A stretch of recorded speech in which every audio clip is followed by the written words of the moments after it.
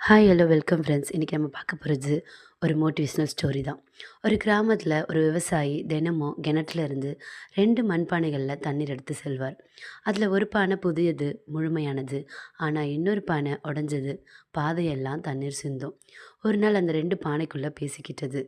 நான் பாரு முழுமையாக இருக்கேன், ஆனால் நீ உடஞ்சிருக்கிறதால ஐயாவுக்கு உன்னால் தண்ணீர் எல்லாம் வேஸ்ட் ஆகுது அப்படின்னு சொல்லுது.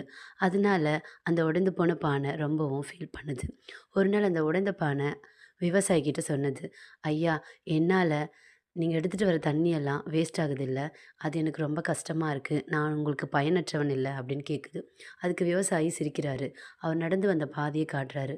நீ சிந்துற தண்ணீரால தான் இந்த வழியெல்லாம் மலர்கள் பூத்திருக்கிறது, நீ இல்லைன்னா இந்த அழகு இல்லை அப்படின்னு சொல்கிறாரு. அந்த நொடி தான் அந்த பானைக்கு புரிஞ்சுது. உலகில் யாரும் முழுமையானவங்க இல்ல.